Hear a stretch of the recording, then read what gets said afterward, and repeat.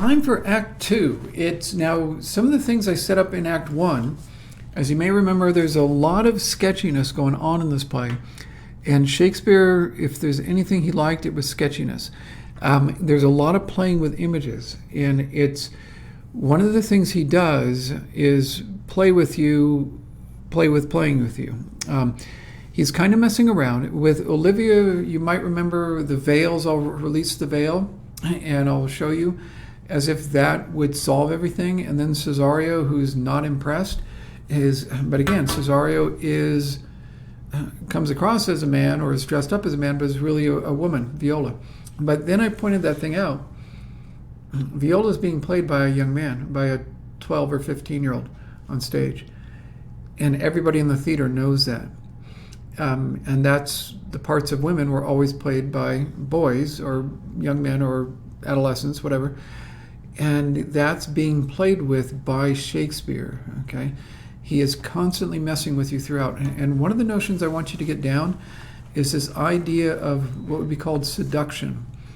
And I mentioned this in the Act 1, it's how seduction works. If you think about those old burlesque shows with the fans and the feathers, and it's the constant, what is kind of appealing about it is that there is constantly a covering up and a revealing, it's never entirely there. And that's what Shakespeare is messing with throughout this play. And so many things are not exactly clear, but they will attract you to them. And as we go through this, keep that in mind, okay? Let me try to get through scene 1 and 2 of Act 2. Let me shrink myself up. There we go. You stay up there. And this is Act 2 at the start. And notice it's a heck of a lot like Act 1 at the start, but it's different.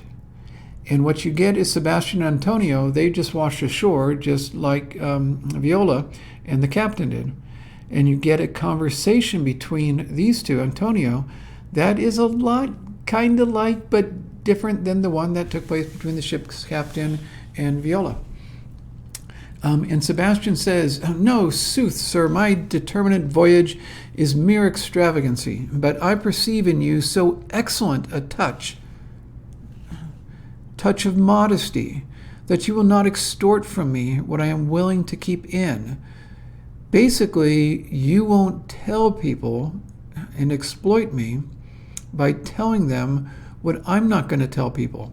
Hint, hint, wink, wink, nudge, nudge. Keep that in mind. Again, but I perceive in you so excellent a touch of modesty that you will not extort from me what I'm willing to keep in. What I'm not telling people, I sense that you're such a modest and excellent person, you won't tell anybody else, okay? Hint, hint, wink, wink. Therefore it charges me in manners, the rather to express myself. And here I'm going to tell you straight up, you must know of me then, Antonio, my name is Sebastian, which I called Rodrigo. So I told you on the ship that my name was Rodrigo, and no, reality, I'm Sebastian. So that's kind of weird. Awkward. So, and that is what's going on here. And this is important that he's bringing up, writing into this, is Shakespeare's writing ambiguity in. Why would this matter if something didn't actually go on? And I'll come right in and tell you that there seems to be suggestions of a homosexual affair between Antonio and Sebastian. They don't actually say it, but what the heck kind of dance are they doing right here? And notice this one. Antonio says, if you will not murder me for my love. Love? How often do men talk about love for one another? Let me be your servant. So let me be your servant as you go into this land. That's getting weird. And Antonio says, the gentleness of all the gods go with thee as you go into this land of Illyria. I have many enemies in Orsino's court. In other words, a lot of people hate me around here. I've been here before. They don't like me. I've got a lot of problems. I should just go over here and hang out. That would be the safe thing to do. But, well, else would I very shortly see thee there. But come what may, I do adore thee. Is that how men talk to each other? And please don't tell me that's how they talk to each other in the Renaissance, because this is getting kind of interesting. So again, in that opening scene, they seem to be dancing around something, and boy, oh boy, is Antonio dancing here. I do adore thee so, that danger shall seem sport, and I will go. Even though he's at risk in Illyria of being arrested, hint, hint, wink, wink, he's going to go with Sebastian because he loves him and adores him. And then you get this scene. And so Sebastian and Antonio seem to have had, it's never Dance of the Fans, it's never quite there, and that theme of the old Dance of the Fans is going to come up again. We're not, now this is Malvolio and Viola, okay? And remember that Viola is representing Orsino. Orsino is the one duke, and Olivia is the other heiress in this other area. And Orsino is making a show of chasing after Olivia, okay? And is sending Cesario over, who is Viola, dressed up as Cesario, who is actually a young man, playing the part of Viola, playing the part of Cesario. Tell me I'm making that stuff up. It's what's going on. Everything's undercover throughout. And I want to emphasize that if you start uncovering this, you will never actually get to the bottom of it. Okay, you will get seduced into trying to dig to the bottom of it, when what's going to be more important is watching the way people respond to the uncertainty that they see in others. And so Viola is Cesario. Does Malvolio see through the disguise? Does Olivia? And Malvolio says, were not even you now with the Countess Olivia? Weren't you just here? Even now, sir, on a moderate pace I have since arrived but hither. I just got here. What are you talking? I was just there a moment ago. She returns this ring to you. Here's this ring. You left that with her. You might have saved me my pains to have taken it away from yourself. She adds, moreover, that you should put your lord into a desperate assurance. Okay, basically, tell Orsino to cut it out. And here's that ring you are leaving. This is weird, because Cesario did not leave a ring. Let me blow myself up here. Cesario didn't leave a ring. What is Olivia doing? What kind of game is she playing? And keep in mind that she is making Malvolio do her work for her. This is kind of weird. Malvolio is executing Olivia's desires to go put on a show, and then Cesario has to say, that's not mine. Why is Olivia giving it to them? It seems like a way to try to get Cesario to come back, to try to... It's not really clear, but there's something going on. And let me shrink myself up. Tell your master to basically leave her alone, or leave Olivia alone. And she says, she took the ring of me, all none of it. And so the reality is that she took this ring from me. I don't want anything to do with this. That seems to be the truth. But Malvolio says, give me a break, okay? And then takes off. Throws the ring at her, at him, at her, at whatever you want. And then Viola Cesario says, on stage, dressed as a man, who is a woman, but is actually played by a man. Okay. I hope you get the idea. I am the man. This is Viola saying, I am the man. If it be so, as 'tis poor lady, she were better love a dream. And so is she toying with me? Because she thinks I'm Cesario and I'm kind of good looking, and she might as well love a dream. And this is getting kind of weird. And I hope you get that the uncertainty is being messed with. Again, you cannot drill down to a true level and say this is reality and everybody ain't going to happen. Alas, our frailty is the cause, not we, for such as we are made, of such we be. How will this fadge? How, in other words, how will this work out? My master loves her dearly, and I, poor monster, fond as much on him as she mistaken seems to dote on me. So she's chasing me, and I'm chasing him, and now we got to play moving. Okay, so let's go up to these guys. These are the clowns. I mentioned them before. Sir Toby is kind of the drunk. Sir Andrew is getting messed with by Sir Toby. Sir Toby is acting as if he'll introduce Sir Andrew to Olivia, who is his niece. And Sir Toby is getting the money out of Sir Andrew for a drink and blah, blah, blah. And there's Feste the Fool. He is the one who says things that are oddly insightful, and he is the fool in that his job is to make jokes about the people he works for and make them uncomfortable, but that's his job. Money behind everything is ultimately this drive for money. Let's shrink myself up again and go up here, and we'll see this other little play within a play. And Maria says, "What caterwauling do you keep here? What would you guys, if my lady have not called up her steward Malvolio?" And now, here's a tension between Malvolio, which does mean bad will. Okay, that name means bad will. It's obvious. And then there's Maria. Okay, and they have kind of a conflict going on where they are both trying to keep things in order around Olivia, and there's a tension between them, and they both act like it's not there, but yeah, it's there. Okay. So let me shrink myself up. It's always better. And you get this from Malvolio. "My master, are you mad? Or what are you? Have you no wit, manners, nor honesty?" This is, all these guys are making all, Toby and all making noise, and Malvolio comes in and just says, "Look, cut it out. Be quiet. You. Just shut up." And he tells everybody to be quiet, and then they start talking smack about him. Okay? And Malvolio says, "Mistress Mary, if you prized my lady's favor at anything more than contempt, you would not give means for this uncivil rule. She shall know of it by this hand." What Malvolio is doing is saying, basically, you're creating trouble, and I'm going to tell her. Yeah, that's where the tension's coming in. And so Maria is going to get stinky and get her kind of revenge. Okay? So it's going to get weird here. Let me shrink myself up.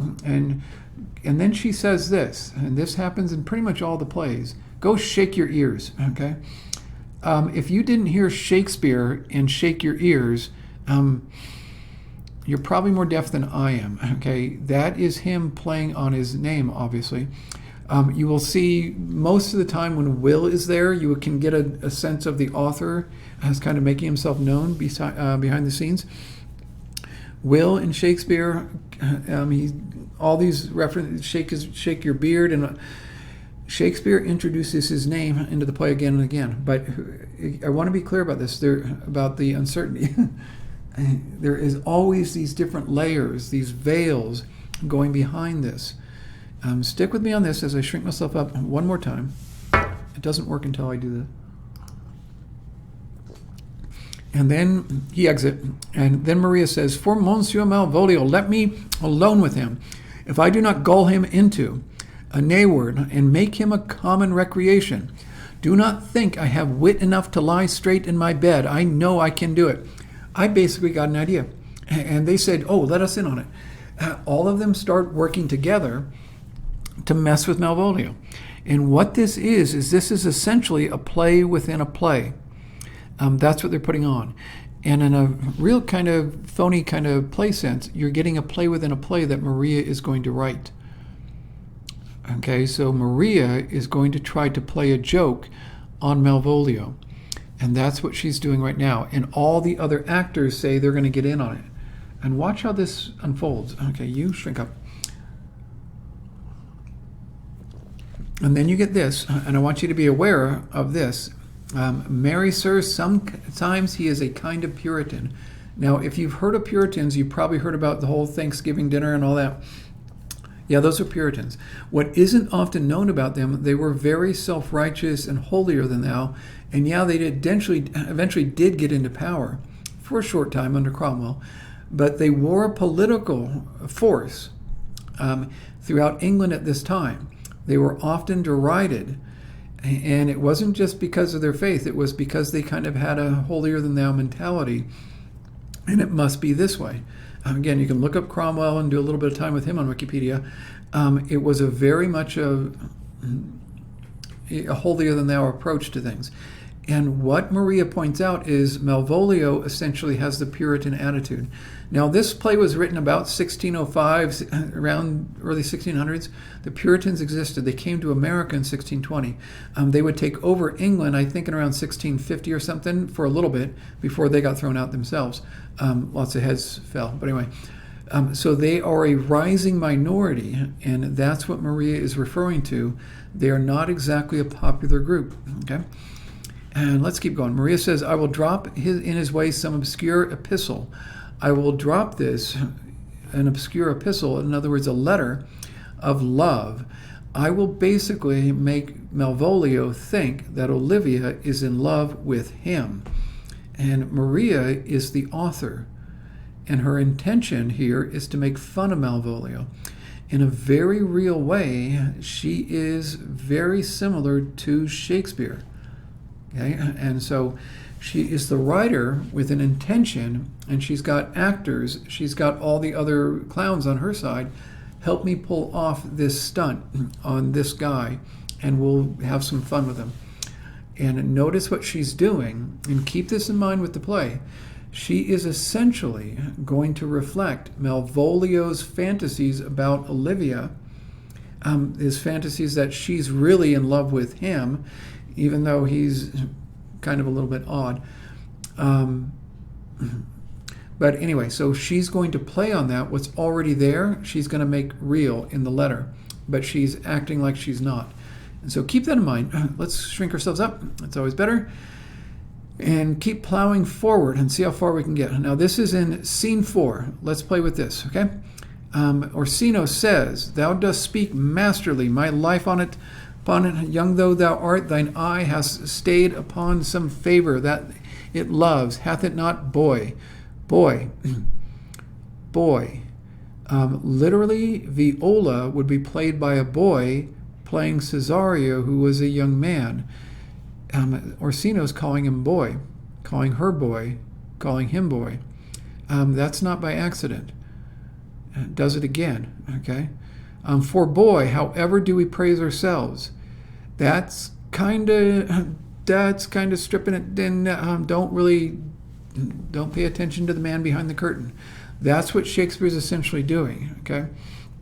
And he's putting it in Orsino's voice, but that's Shakespeare doing it, putting in Orsino about the actors. And so I hope you get that there are multiple layers of veiling going on here. And that's what theater is about. For boy, however do we praise ourselves? Our fancies are more giddy and uniform, more longing, wavering, sooner lost and worn than women's are.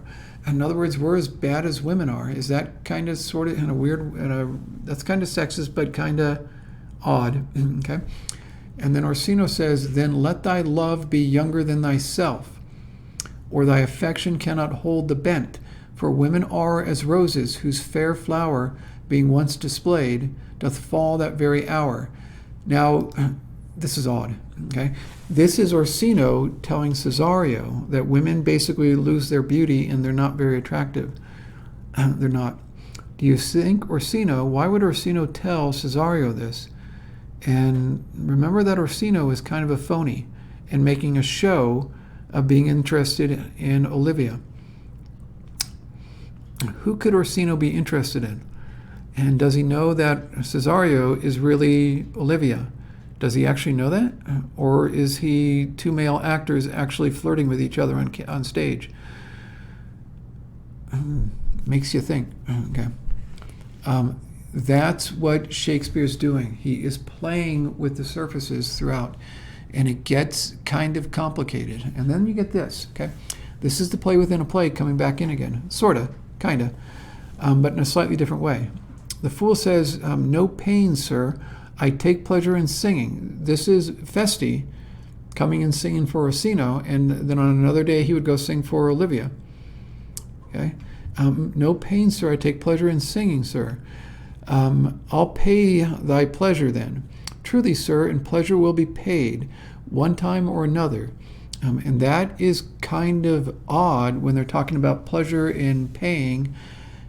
Okay, that gets a little bit odd. But notice that I hope you recognize that Festi is doing this for the money. He's saying he's not, but everybody knows he is. Okay? It's like saying, oh, I'm just here to entertain you, to do this, but that's behind it. It's understood that Feste's there for the money.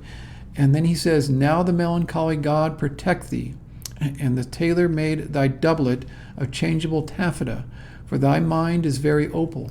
Okay? What Feste's talking about here is you, Orsino, are very hard to see through. It looks like we can see through you, but opal, the taffeta, is a very thin fabric. I'm confused by you, Orsino. I don't quite know what's going on, but I don't think you are what you're presenting yourself as, is what he's kind of saying there. And that's the fool who sees through Orsino and doesn't see anything in the end. Orsino then says this to Cesario, and I don't know what to make out of this. I don't know, okay, but this is kind of weird. He says, but mine is all as hungry as the sea and can digest as much. And he's saying this to Cesario, who as Viola was just swallowed up by the sea and spit out, and her brother was eaten alive by the sea, and this is kind of weird. I don't know what to make of that, okay? That it is unintentionally referring to Viola's recent, shipwreck. That's weird, okay? I don't know what to make of it, but I do think that's essentially the point of Shakespeare, is go ahead and try to make a point of this. Good luck. Thank you, Will. My father had a daughter, loved a man. Ooh, ouch, that hurt. That just came from Cesario, who is Viola, who is actually a young man. My father had a daughter, loved a man. If you wanted to put it in contemporary English, it would be who loved a man. My father had a daughter. She's basically talking about herself as if she's somebody else. Who loved a man. Whom does she... What the heck? As it might be, perhaps were I a woman, I should your lordship. If I were a woman, I might love your lordship. In other words, you. If I were. Guess what? At a certain level, yeah, she is. But right now she's Cesario. If she takes off the costume, she's Viola. If she takes off the costume again, a blank, my lord. She never told her love, but let concealment, like a worm in the bud.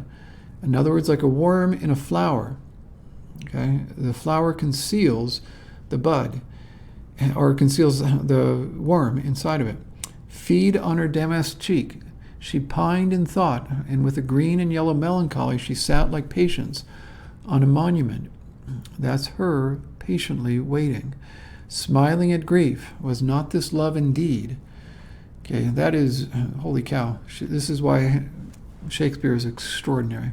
Okay, I am all the daughters of my father's house. That's a weird thing for Viola to say, because she is the only daughter of her father, and all the brothers too.